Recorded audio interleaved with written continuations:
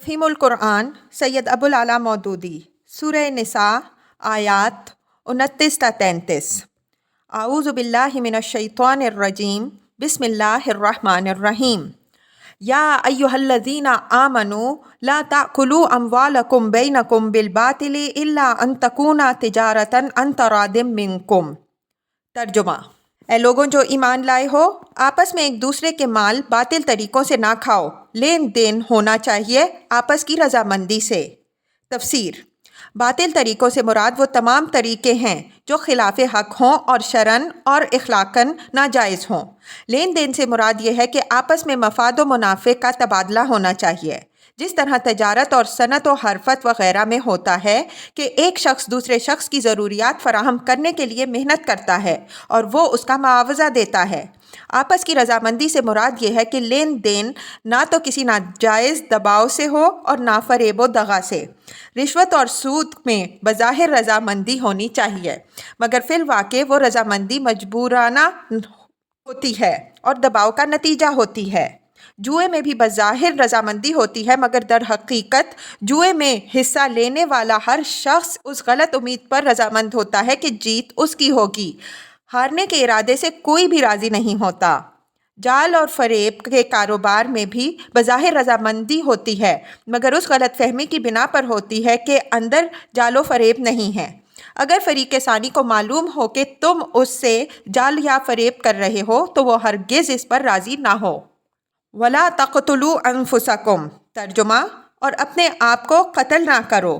تفسیر: یہ پچھلے فقرے کا تتمہ بھی ہو سکتا ہے اور خود ایک مستقل فقرہ بھی۔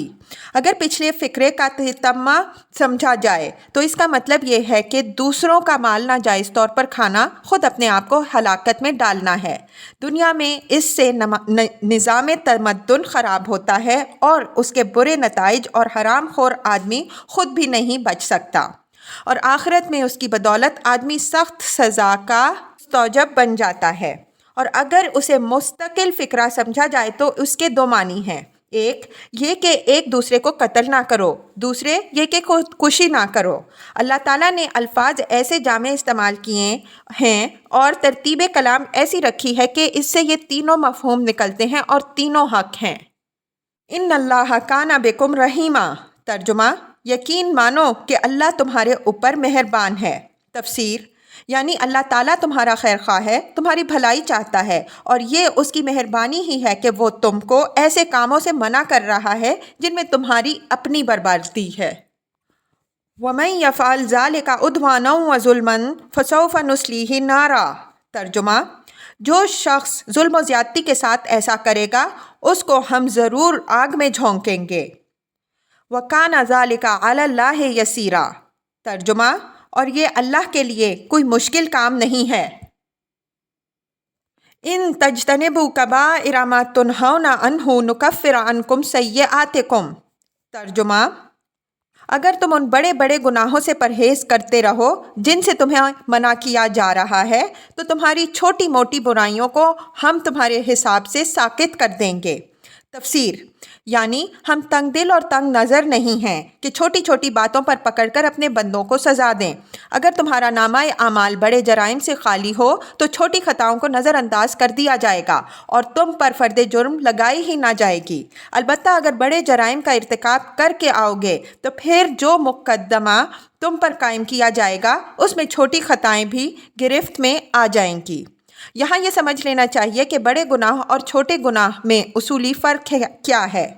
جہاں تک میں نے قرآن اور سنت میں غور کیا ہے، مجھے ایسا معلوم ہوتا ہے کہ واللہ عالم بالصواب کہ تین چیزیں ہیں جو کسی فعل کو بڑا گناہ بناتی ہیں۔ نمبر 1، کسی کی حق تلفی، خواہ وہ خدا ہو جس کا حق تلف کیا گیا ہے، یا والدین ہو، یا دوسرے انسان، یا خود اپنا نفس۔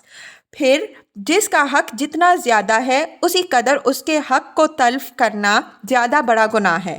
اسی بنا پر گناہ کو ظلم بھی کہا جاتا ہے اور اسی بنا پر شرک کو قرآن میں ظلم عظیم کہا گیا ہے۔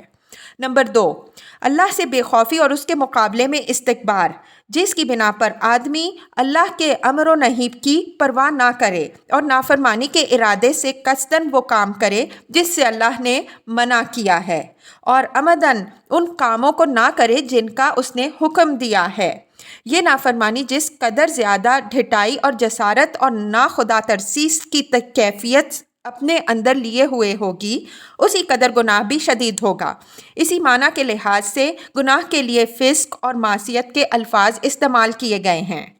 نمبر 3، ان روابط کو توڑنا اور ان تعلقات کو بگاڑنا جن کے وصل و استحکام اور درستی پر انسانی زندگی کا امن منحصر ہے، خواہ یہ روابط بندے اور خدا کے درمیان ہوں یا بندے اور بندے کے درمیان۔ پھر جو رابطہ جتنا زیادہ اہم ہے اور جس کے کٹنے سے امن کو جتنا زیادہ نقصان پہنچتا ہے اور جس کے معاملے میں مامونیت کی جتنی زیادہ توقع کی جاتی ہے، اسی قدر اس کو توڑنے اور کاٹنے اور خراب کرنے کا گناہ زیادہ بڑا ہے۔ مثلاً زنا اور اس کے مختلف مدارج پر غور کیجیے۔ یہ فعل فی نفس ہی نظام تمدن کو خراب کرنے والا ہے، اس لیے بجائے خود ایک بڑا گناہ ہے، مگر اس کی مختلف صورتیں ایک دوسرے سے گناہ میں شدید تر ہیں۔ شادی شدہ آدمی کا زنا کرنا بن بیاہے کی بنسبت زیادہ بڑا گناہ ہے۔ منکوحہ عورت سے زنا کرنا غیر منکوحہ سے کرنے کی بنسبت قبیح تر ہے۔ ہمسایہ کے گھر والوں سے زنا کرنا غیر ہمسایہ سے کرنے کی بنسبت زیادہ بڑا گناہ ہے۔ محرمات مثلاً بہن یا بیٹی یا ماں سے زنا کرنا غیر عورت سے کرنے کی بنسبت اشنع ہے۔ مسجد میں زنا کرنا کسی اور جگہ کرنے سے اشد ہے۔ ان مثالوں میں ایک ہی فعل کی مختلف صورتوں کے درمیان گناہ ہونے کی حیثیت سے مدارج کا فرق انہی وجوہ سے ہے جو اوپر بیان ہوئے ہیں۔ جہاں مامونیت کی توقع جس قدر زیادہ ہے، جہاں انسانی رابطہ جتنا زیادہ مستحق احترام ہے، اور جہاں اس رابطے کو قطع کرنا جس قدر زیادہ موجب فساد ہے، وہاں زنا کا ارتکاب اسی قدر زیادہ شدید گناہ ہے۔ اسی معنی کے لحاظ سے گناہ کے لیے فجور کی اصطلاح استعمال کی جاتی ہے۔ وَنُدْخِلُكُمْ مُدْخَلًا كَرِيمًا، ترجمہ، اور تم کو عزت کی جگہ داخل کریں گے۔ وَلَا تَتَمَنَّوْا مَا فَضَّلَ اللَّهُ بِهِ بَعْضَكُمْ عَلَى بَعْضٍ، ترجمہ، اور جو کچھ اللہ نے تم میں سے کسی کو دوسروں کے مقابلے میں زیادہ دیا ہے اس کی تمنا نہ کرو۔ لِلرِّجَالِ نَصِيبٌ مِّمَّا اكْتَسَبُوا، ترجمہ، جو کچھ مردوں نے کمایا ہے اس کے مطابق ان کا حصہ ہے۔ وَلِلنِّسَاءِ نَصِيبٌ مِّمَّا اكْتَسَبْنَ، ترجمہ، اور جو کچھ عورتوں نے کمایا ہے اس کے مطابق ان کا حصہ ہے۔ وَاسْأَلُوا اللَّهَ مِن فَضْلِهِ، ترجمہ، ہاں اللہ سے اس کے فضل کی دعا مانگتے رہو۔ إِنَّ اللَّهَ كَانَ بِكُلِّ شَيْءٍ عَلِيمًا، ترجمہ، یقیناً اللہ ہر چیز کا علم رکھتا ہے۔ تفسیر۔ اس آیت میں ایک بڑی اہم اخلاقی ہدایت دی گئی ہے جسے اگر ملحوظ رکھا جائے تو اجتماعی زندگی میں انسان کو بڑا امن نصیب ہو جائے۔ اللہ تعالیٰ نے تمام انسانوں کو یکساں نہیں بنایا بلکہ ان کے درمیان بے شمار حیثیتوں سے فرق رکھے ہیں۔ کوئی خوبصورت ہے اور کوئی بدصورت، کوئی خوش آواز ہے اور کوئی بد آواز، کوئی طاقتور ہے اور کوئی کمزور، کوئی سلیم الاعضاء ہے اور کوئی پیدائشی طور پر جسمانی نقص لے کر آیا ہے۔ جس کو جسمانی اور ذہنی قوتوں میں سے کوئی قوت زیادہ دی ہے اور کسی کو کوئی دوسری قوت، کسی کو بہتر حالات میں پیدا کیا ہے اور کسی کو بدتر حالات میں، کسی کو زیادہ ذرائع دیے ہیں اور کسی کو کم۔ اسی فرق و امتیاز پر انسانی تمدن کی ساری گوناگونی قائم ہے اور یہ عین مقتضائے حکمت ہے۔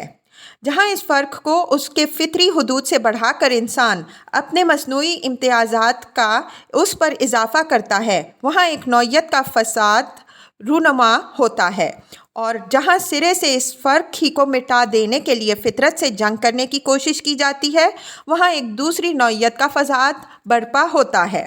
آدمی کی یہ ذہنیت کہ جسے کسی حیثیت سے اپنے مقابلے میں بڑھا ہوا دیکھے بے چین ہو جائے، یہی اجتماعی زندگی میں رشک، حسد، رقابت اور عداوت، مزاحمت اور کشاکش کی جڑ ہے، اور اس کا نتیجہ یہ ہوتا ہے کہ جو فضل اسے جائز طریقوں سے حاصل نہیں ہوتا اسے پھر وہ ناجائز تدبیروں سے حاصل کرنے پر اتر آتا ہے۔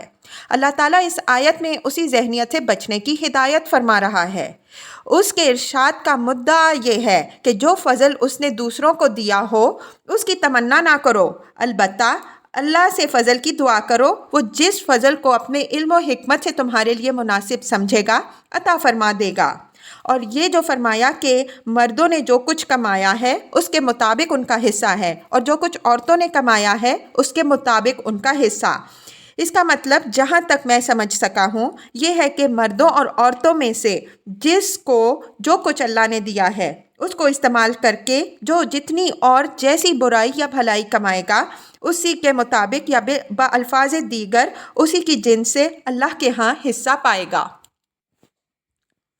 وَلِكُلٍّ جَعَلْنَا مَوَالِيَ مِمَّا تَرَكَ الْوَالِدَانِ وَالْأَقْرَبُونَ، ترجمہ، اور ہم نے ہر اس ترکے کے حقدار مقرر کر دیے ہیں جو والدین اور رشتہ دار چھوڑیں۔